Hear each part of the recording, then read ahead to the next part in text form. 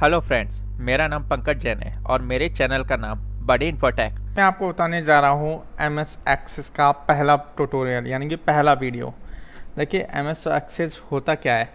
देखिए पहले क्या होते थे कि पहले के ज़माने में सॉफ्टवेयर मतलब हर कोई नहीं बना पाता था, हर कोई परचेस नहीं कर पाता था क्योंकि उनकी कीमत कुछ ज़्यादा होती थी। तो उस समय क्या होता था कि MS वर्ड यानी कि जो MS ऑफिस है उन्होंने एक फैसिलिटीज़ दी MS एक्सेस की, जिसमें आप अपने खुद के छोटे से डेटाबेस सॉफ्टवेयर बना सकते हैं, जिसमें आप अपनी इन्वेंट्री को संभाल के रख सकते हैं। क्या इन्वेंट्री इशू हुई है, उसके अलावा स्कूल के बच्चों का रिकॉर्ड भी रख सकते थे, जैसे कि एक्सेल में रखते हैं ऐसे ही आप उसमें भी रख सकते थे। बस फ़र्क ये है कि उसमें आप रिपोर्ट भी जनरेट कर सकते थे, जैसे कि सपोज कीजिए कि किसी बच्चे की आपने फ़ीस काटी और तुरंत उसका आप प्रिंट आउट निकाल के दे सकते थे। तो देखिए किस तरीके से एक्सेस पे काम करते हैं। तो उसके लिए देखिए सबसे पहले मैं अपनी स्टार्ट मेन्यू पे जाता हूँ। स्टार्ट मेन्यू के बाद ये देखिए मेरा MS एक्सेस 2007 है।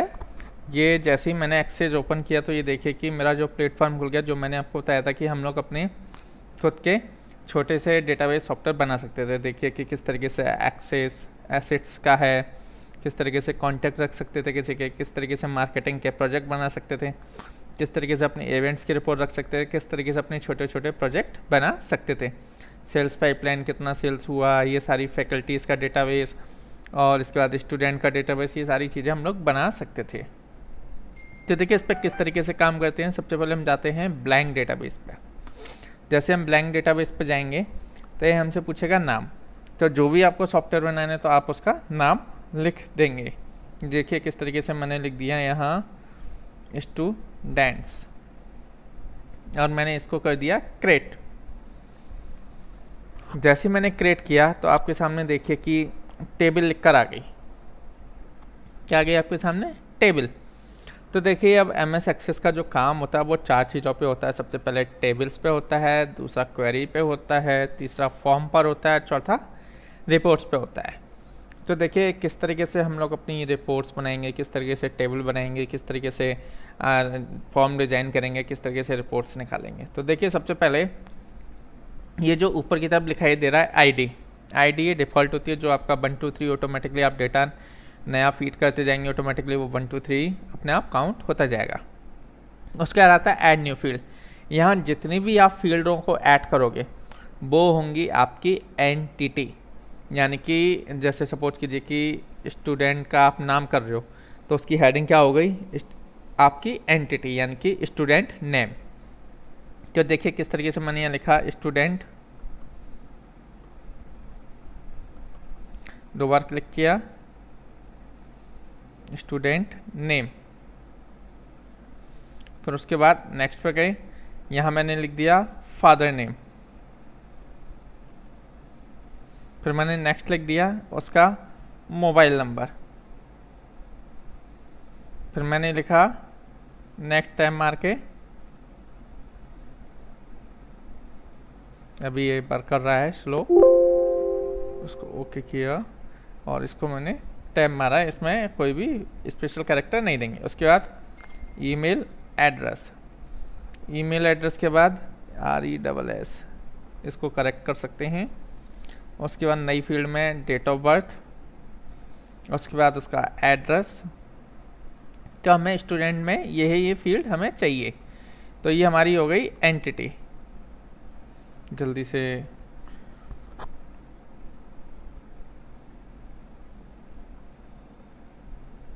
ये एंटिटी, इसको मैंने थोड़ा सा बड़ा कर लिया, यहाँ देखिए। तो ये हो गई मेरी एंटिटी, यानी कि हमारे स्टूडेंट की एक टेबल बन गई। अब जो भी मैं इसके अंदर डेटा डालता जाऊंगा तो वो इसके अंदर एंटर होता जाएगा। तो सबसे पहले मैं इसे सेव कर लेता हूँ। सेव करने के लिए मैंने सेव पे क्लिक किया और अपनी टेबल को नाम क्या दूंगा मैं? स्टूडेंट, और ओके कर दिया। जैसे मैंने ओके किया तो देखिए ऑटोमेटिकली स्टूडेंट टेबल यहाँ आपके सामने आ गई। जब हमारी टेबल बन गई, अब टेबल के अंदर हमें क्वेरीज अपनी फीड करनी है, फिल करनी है। तो उसके लिए अब क्वेरीज चाहिए। तो उसके लिए क्या करते हैं कि हम जाते हैं क्रिएट पे। क्रिएट पे हम लोग गए, क्रिएट में आपको दिखाई देगा एक क्वेरीज, यानी कि क्वेरी डिज़ाइन और दूसरा क्वेरी विजार्ड। अगर आप डिज़ाइन करना चाहें तो यहाँ से अपनी खुद की क्वेरी डिज़ाइन कर सकते हैं, नहीं तो आप जाएंगे क्वेरी विजार्ड पर। जैसे आप विजार्ड पर जाएंगे आप करेंगे ओके। आपको किस तरीके की मतलब किस तरीके से आपको क्वेरी फीड करनी है, तो ये देखिए मुझे करनी है फाइंड इस वाले फॉर्मेट में सिंपल, और मैं कर दिया ओके। जैसे मैंने ओके किया तो ये देखिए कि जितनी मैंने एंटिटी की थी वो ऑटोमेटिकली मेरे सामने डिस्प्ले हो जाएंगी। जैसे मैंने किया इसको देखिए जो मेरी सारी एंटिटीज़ यहाँ आ गई, और उसके बाद मैंने किया इसको, इससे मैंने ले लिया इसके अंदर क्योंकि मुझे क्वेरीज में फीड करनी है सारी। उसके बाद नेक्स्ट किया, नेक्स्ट करने के बाद मैंने यहाँ नाम दे दिया स्टूडेंट क्वेरी, इसको कर दिया फिनिश। जैसे मैंने फिनिश किया तो ये देखिए कि मेरा स्टूडेंट क्वेरी जनरेट हो गई और यहाँ मेरे सामने स्टूडेंट क्वेरी आ गई। उसके बाद यहाँ मैं चाहूँ तो अपना डेटा फीड कर सकता हूँ। जैसे मैंने सपोज कीजिए यहाँ लिख दिया पहला अमन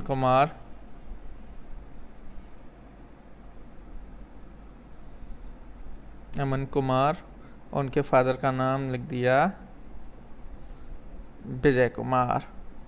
फिर इनके फादर का नाम लिखेंगे टैब मार के, तो देखिए इनके फादर का नाम लिख दिया मैंने SK जैन।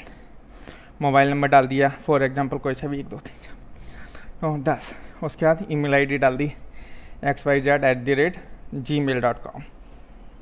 उसके बाद डेट ऑफ बर्थ डाल दी, एड्रेस डाल दिया नोएडा। जैसे मैं एंटर मारूंगा तो ये देखिए ऑटोमेटिकली टैब मारते ही मेरे यानी कि ऑटोमेटिकली आईडी जनरेट हो रही है। यहाँ मैंने लिख दिया विनय कुमार। तो देख रहे हैं आप कि ऑटोमेटिकली मेरी ये सारी चीज़ें, अब मैं यहाँ पे लिख देता हूँ DK कुमार, ये मैंने मोबाइल नंबर डाल दिया xyz@1gmail.com। ये डेट ऑफ बर्थ डाल दी मैंने और इसको दे दिया गाजियाबाद। तो ये देखिए कि ये मैंने क्या फीड किया था क्वेरीज के अंदर। तो ये देखिए ऑटोमेटिकली मैं इसको कर देता हूँ सेव, क्योंकि जितनी भी एंट्री हम करेंगे उसे सेव करेंगे। उसके बाद हम देखते हैं कि स्टूडेंट टेबल में आया है या नहीं। तो ये देखिए स्टूडेंट टेबल में नहीं आया, तो हम क्या करते हैं स्टूडेंट टेबल को बंद किया और फिर से दोबारा स्टूडेंट टेबल को खोलेंगे। तो ये देखिए स्टूडेंट टेबल में भी ये चीज़ ऑटोमेटिकली आ गई, क्योंकि हमने विजार्ड का यूज किया था। डिज़ाइन भी बना सकते थे तो डिज़ाइन में भी ऑटोमेटिकली ये चीज़ उठकर आ सकती थी। तो हमें टेबल के अंदर यानी कि क्वेरीज के थ्रू हम कोई भी डेटा टेबल के अंदर एंटर करा सकते हैं। तीसरे नंबर पे आता है फॉर्म। क्या होता है कि आप लोग क्वेरी के थ्रू डेटा अंदर कराते हैं, लेकिन क्या होता है कि उसमें टैप से काम होता है। Tap tap tap tap tap tap tap मारते रहते हैं। इत्तेफाक से कोई भी टैप जल्दी जल्दी कहीं भी बढ़ सकता है, तो आपकी जो डेटा एंट्री है वो गलत हो सकती है। तो अपने जो भी डेटा एंट्रीज के काम को ईजी करने के लिए हम लोग यूज करते हैं फॉर्म का। तो देखिए किस तरीके से हम लोग जाएंगे वही क्रिएट पे। क्रिएट के बाद हम करेंगे फॉर्म डिज़ाइन। एक हो गया फॉर्म डिज़ाइन और इसका भी हम क्या लेंगे फॉर्म विजार्ड। तो फॉर्म विजार्ड के लिए मोर फॉर्म में जाएंगे और करेंगे फॉर्म विजार्ड। जैसे हमने फॉर्म विजार्ड ओपन किया, ये हमारे सामने विंडो ओपन हो गई और इसकी भी हमने सेम टू सेम सारी जो भी हमारी वो थी सब हमने उठा ली, यानी कि ट्रांसफ़र कर लिया टेबल से फॉर्म विजार्ड में। नेक्स्ट किया। नेक्स्ट करने के बाद देखिए कि आपको अपने जो फॉर्म की डिज़ाइन है वो कॉलम में चाहिए इस तरीके से, या टेबल वाले उसमें चाहिए, या फिर आपको डेटा शीट में चाहिए, या फिर जस्टिफाई चाहिए। तो मुझे चाहिए कॉलम वालों में, तो मैंने कॉलम वालों में क्लिक किया, नेक्स्ट किया और ओके कर दिया।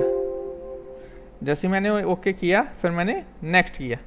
नेक्स्ट करने के बाद मैं क्या करूँगा फिनिश। जैसे मैंने फिनिश किया तो ये देखिए कि ये विजार्ड मेरा एरर बता रहा है।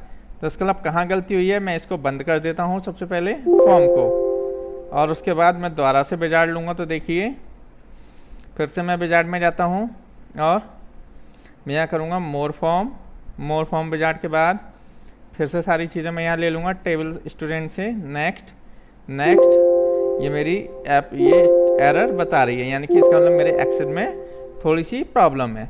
तो इसके लिए क्या करते हैं हम लोग फॉर्मेट चेंज करते हैं। फॉर्मेट चेंज करने के बाद ये वही एरर आ रही है। तो इसका मतलब कि मेरा जो फॉर्म है वो काम नहीं कर रहा है। तो देखिए उसके लिए क्या सॉल्यूशन है फिर हम देखते हैं। देखिए फॉर्म विजार्ड काम नहीं कर रहा तो हम क्या करते हैं उसका एक अल्टरनेट ऑप्शन ले लेते हैं। जैसे हम क्रिएट में जाते हैं तो हम क्या करते हैं कि जो हमारा विजार्ड काम नहीं कर रहा था वह हम क्या कर देंगे कि हम करेंगे फॉर्म डिज़ाइन या ब्लैंक फॉर्म। जैसे मैं फॉर्म डिज़ाइन पे करूँगा तो ये देखिए ऑटोमेटिकली मेरा एक ये ओपन होके आ जाएगा। तो और ये सारी फील्डें मेरे को दिखाई दे रही हैं। तो मैं एक एक फील्ड करके उठा के लाऊंगा अपनी इसके अंदर। देखिए आईडी आ गई, उसके बाद मैं लाऊंगा स्टूडेंट और इसको मैं इसके एक के नीचे एक रख लेता हूँ ताकि मेरा ये सिमिलरिटी बनी रहे। उसके बाद तीसरी फील्ड क्या थी मेरी, फादर्स नेम, इसको भी मैं उठा लाया। देखिए फादर्स नेम, ये मेरे फादर्स नेम यहाँ आ गए, इसको भी मैं सेट कर देता हूँ। उसके बाद चौथा है मोबाइल नंबर, मोबाइल नंबर को भी उठा लाता हूँ।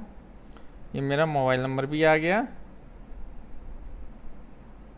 ताकि और एक के नीचे हम इस चीज़ को लगाते जाएंगे ताकि हमारी सिमिलरिटी बनती रहे। तो सबसे पहले हम सारे फील्ड को ले लेते हैं।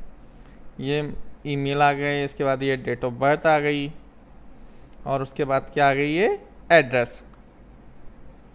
देखिए सारी चीज़ें मेरे सामने आ गई जो जो फील्ड थी। अब हम इसे लगाना करते हैं एक एक करके, तो एक के नीचे एक ताकि हमारी फॉर्म की सिमिलरिटी बनी रहे। तो हम इसको ये किया, उसके बाद फादर्स नेम,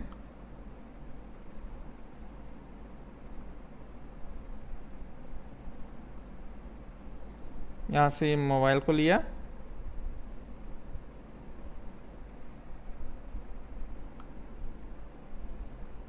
मोबाइल से इसके नीचे लगाया और इस चीज़ को हमने उठा के इसके नीचे लाए और हम इस चीज़ से उठाएंगे। देखिए एक के नीचे एक लगाते जाते हैं।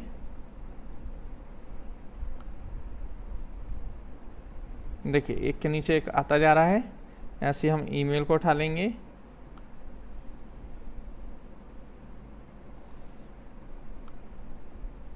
देखिए एक के नीचे एक लगता जा रहा है ताकि हमारी सिमिलरिटी बनती जा रही है। अब डेट ऑफ बर्थ को उठा लाते हैं,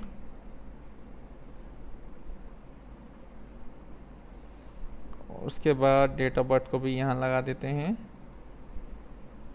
ये देखिए इसकी सीधा ईमेल लगा दी। उसके बाद एड्रेस,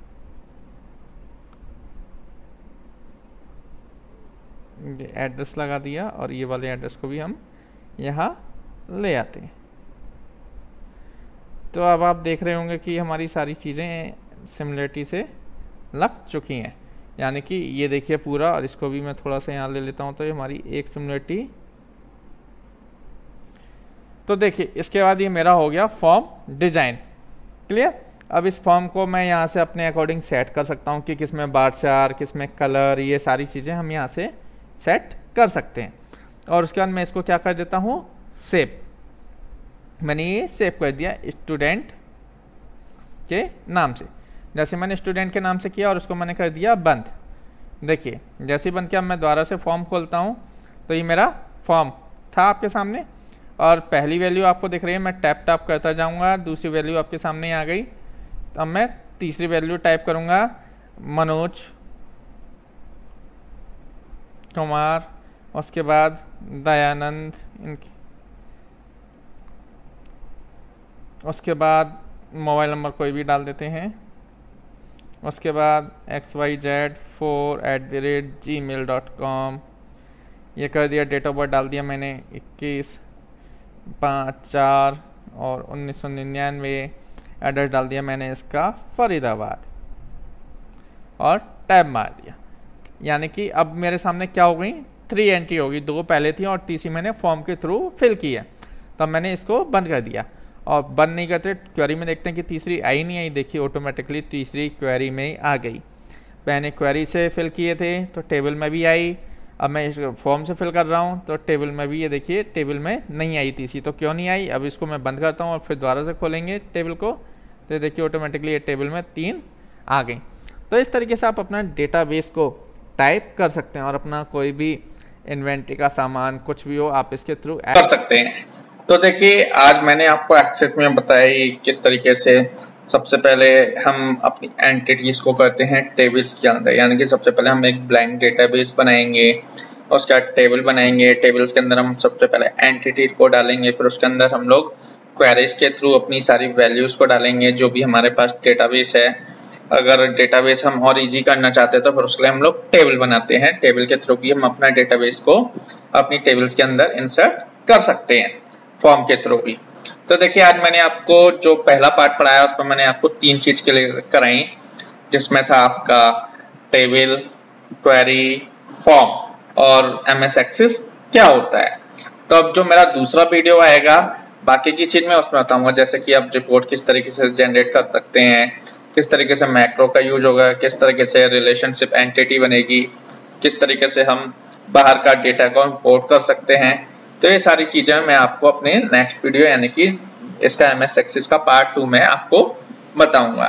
तो अगर इस वाले वीडियो में कुछ भी समझ में ना आया हो तो आप मेरे नीचे लिखे कमेंट बॉक्स में लिख सकते हैं। इसके और अगर कोई भी प्रॉब्लम हो तो आप मुझसे कभी भी पूछ सकते हैं। Thank you.